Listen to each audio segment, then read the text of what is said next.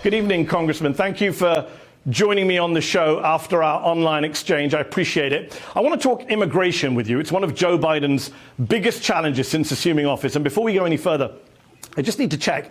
You didn't vote to block certifying the election result on January the 6th, did you? You accept, don't you, that Joe Biden is legitimately dealing with the border issue as president, that he won the presidential election? That's correct. Okay, great. So let's talk about what you and the Republican Party call the Biden border crisis, this idea that he created it since coming to office. Let me just put some numbers up on screen. You can see clearly from those CBP numbers that since the pandemic and since Title 42 was brought in to expel asylum seekers at the start of the pandemic, border apprehensions have gone up month after month. The truth is Joe Biden did not inherit falling numbers. He inherited 9 consecutive months of increases at the border. It's right there on screen for single adults and for families and kids. Yeah, I'm not sure where you're getting your data from. Look, in February, we had over 100,000 crossings. Back in November, there was about 800 people in CBP custody. Now there's about 10,000. Migrants will tell you, as reporters are interviewing them, that Joe Biden invited them. The drug cartels are passing this information along. Look, there was very specific policies that were reversed as soon as Biden took office. As you mentioned, that I said in our Twitter exchange, our Remain in Mexico policy, and really importantly, the asylum cooperative agreements with Northern Triangle countries. This basically reinstates a process of catch and release. When people think that they're going to come across the border, as long as they have a child with them and they're going to be released, then that's a huge incentive to come across, especially when they're going to get a bus ticket wherever they want, and now a hotel room, because that's what's being funded. So the incentives are pretty obvious, and we have to ask ourselves the question, is this a sustainable policy? And is this fair to millions and millions of people around the world who have valid asylum claims that now are getting clogged into the system and can't get their claims heard? A lot of claims made there, which we'll try to unpack in the brief time we have together. I just want to stick to one. You said, I don't know where you're getting the numbers from. Let's just pull up the graph again. That is a graph from the American Immigration Council based on CBP figures. Those are CBP numbers. If we pull up the graph, I just want you to have a look at that graph we just had. That's 9 straight months. You can see there, Title 42 expulsion. I can't see the graph, but I can tell you, I just got the phone. Well, let me tell you, it's 9 straight months. Hold on, Congressman. 9 straight months of increases in immigrants being apprehended at the border. Joe Biden did not inherit just to be clear, 9 months of fall. Just to be clear, you're just denying that this massive increase happened in the last couple of months. We're just denying that? No, I didn't deny there was a massive increase. I can agree there's a massive increase. Can you agree there were 9 months of increases prior to Biden coming into office? That's what the CBP figures show.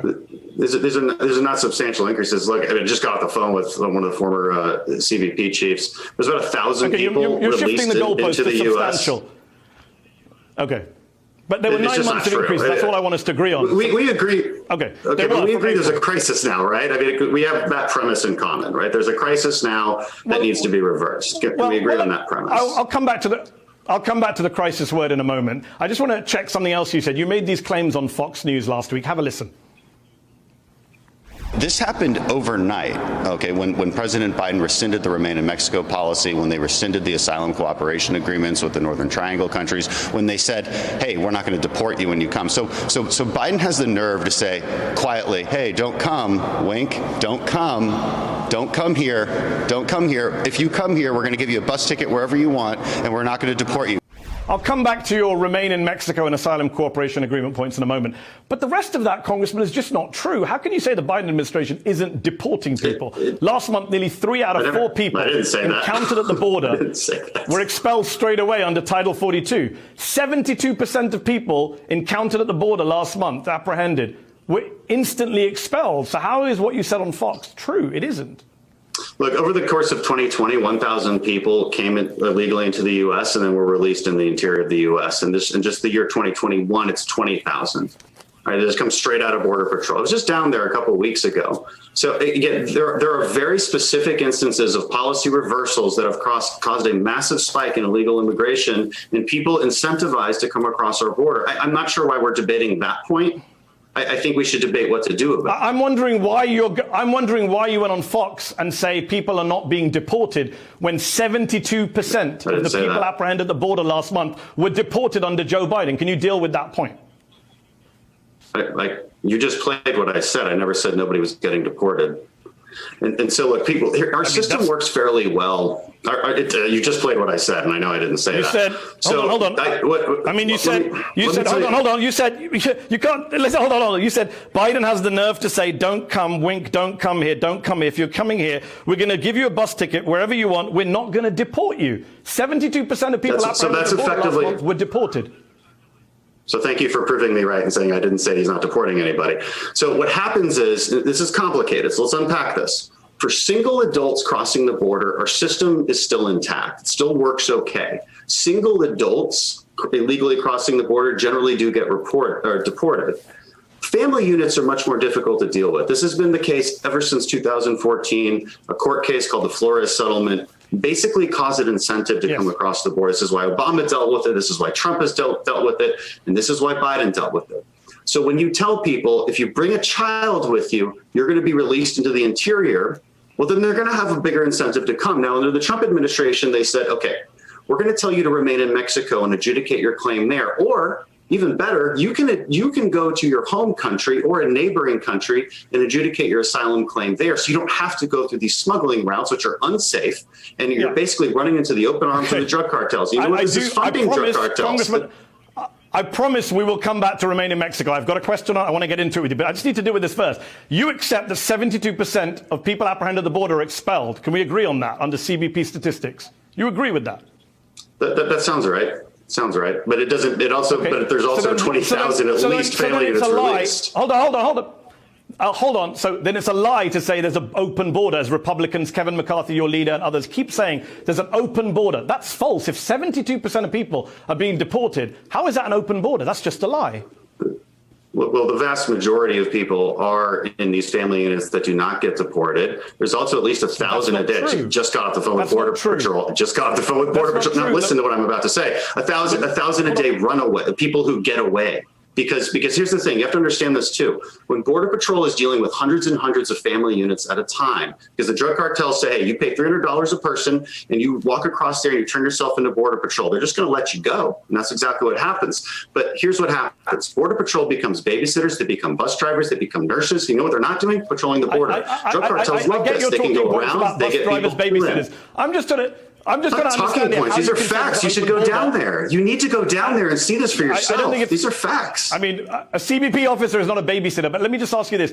I just need to finish this. They're being told to. It cannot be an open border. It cannot be an open border if 72% of people are removed. That's just nonsensical to claim that. You know that. I know that. Your party leader in the House. But again, you're arguing with people. Open border. If you want to accuse somebody else of a lie, I would say there's an effective open border.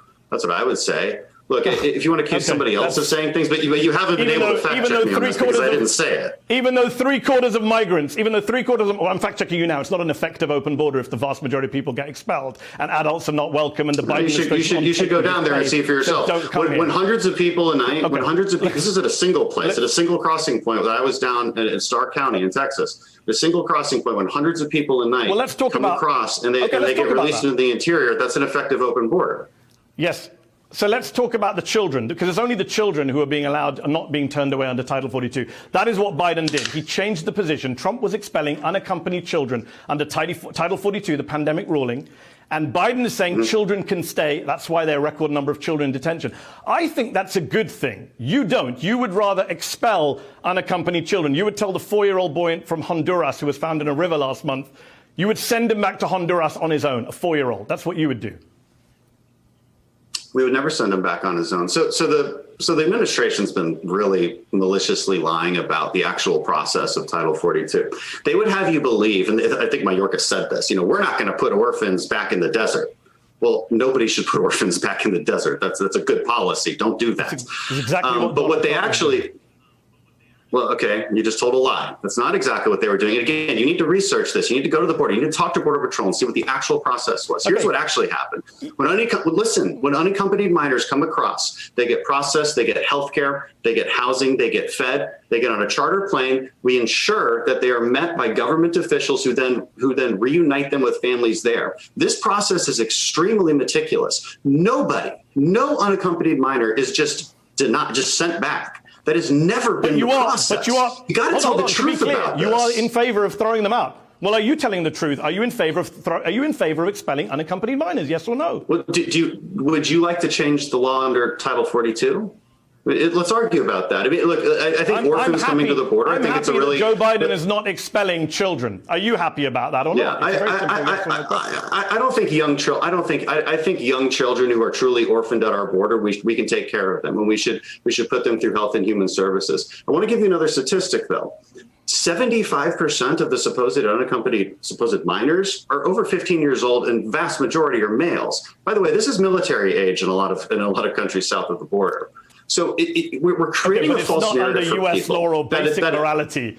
I mean, so now you're telling me that we're expelling military age males. I just gave you an example of a 4-year-old child. Let me ask you something. I think a 4-year-old child we should take care of. I think there's a big difference between a 4-year-old crying child and a 17-year-old male. Would you agree with that? Congressman, how about 12-year-old child Gustavo, who was sent back to Guatemala where his family are not, unaccompanied child with learning difficulties? Donald Trump sent him back. I think it's a good thing we're not doing that. If the Republican Party thinks it's a good thing to send those children back, say so. Just own it. You don't think it's a good idea to reunite that person through government services in their home country with their family? You don't think that's a good policy? He wasn't reunited with his family.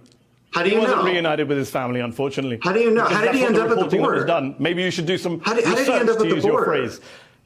Look up Gustavo after the show is over. Let me ask you about what we talked about, what we were talking about on Twitter. You said to me on Twitter on Friday that the solution to all the border issues are the Trump policies, remain in Mexico, and asylum cooperation agreements with the Northern Triangle countries. 70,000 people were sent to Mexico under the remain in Mexico policy out of 1.5 million people encountered at the border. That's less than 5%. That's hardly a solution. And do you know how many migrants were sent by the US to Honduras and El Salvador under these, what you called very important asylum cooperation agreements a moment ago? Do you know the number? Well, they're not sent. The point of an asylum cooperation agreement is that you don't have to go to the human smuggling routes to get to the border and claim asylum. You can do it in your home country or a neighboring country. So it's much more humane to do that instead of saying, hey, pay off these drug cartels. You know, drug cartels are making $30 million a month off of these policies. Now to reference the MPP program that you just talked about, yeah, they don't send everybody back to the MPP program. It's a portion of them. That's why it's such a small portion. But that's also what got the situation under. But that's what solution. Right, it's an incentive structure. So when people believe, hey, there's a chance I might just get sent back to Mexico. I was going to claim asylum, even though I don't really have a valid claim to it. Okay, there's less of an incentive to just come across. If people, it says the data, about 10% to 20% end up being granted asylum. So that tells you something. Congressman, PolitiFact already checked you on this, and they said your claims on asylum are false. We know that. But I need you to answer my question. Let's address that. Let's address that because that's not a fact check. You brought it up. I need you to answer my question. How many people were sent to El Salvador and Honduras under the asylum cooperation agreement? Again, it's not a send back kind of agreement. Okay, I mean, some are, but I don't have numbers on me. How many were sent? But how many were sent? I don't have that data. Roughly. I don't have that data on me. I'm not sure. Again, that policy is about claiming no one was ever sent. That's because it's not. Yeah, no, it was. I just explained to you what the policy is. You're not listening. But you're telling me that was the solution that brought down the numbers. How could it bring down the numbers? You can apply for asylum there. Are you confused? No, the asylum cooperation agreement is Congressman. Yes, you're not. It was never implemented in El Salvador and Honduras, and only 945 people were sent to Guatemala. It's not about sending people; it's about being able to apply there. Is my point. It's not. Yeah, and no one ever was sent there. Is my point. It's not about sending people there. It's about being able to apply while you're there. The asylum cooperation agreement was about sending people to Guatemala, Honduras, El Salvador. No, it's not. I need to ask. You're confused about confused about what that policy is. I got to ask this last question about the migration. The MPP program is about sending smugglers. You talk about MPP. You talk about it being a good way of stopping smugglers. Human rights groups like Human Rights First have found 1,500 people. Reports of abuse, kidnapping, murder, torture in Mexico, thanks to this program. People on that program. MSF found 3 out of 4 of their patients sent to Mexico under the Remain in Mexico program were kidnapped. You're okay with that? You're okay with the cost of that program, the human cost? It's not caused by that program. It's caused by human smuggling issues. Look, actually, DHS investigated those claims, and what they found, and by the way, those claims refer to about 1.5% of the total MPP population, okay, if we take them at face value.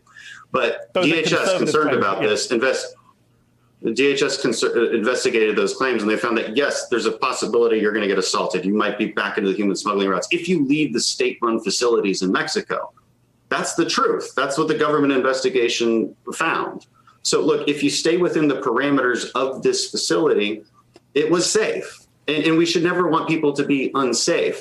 But also, you know, and I gotta fact check your fact check there on the PolitiFact thing. Look, just because you had fact check to a title on an op-ed doesn't make it a fact check. The fact remains about 10% from Northern Triangle countries are adjudicated for granting asylum.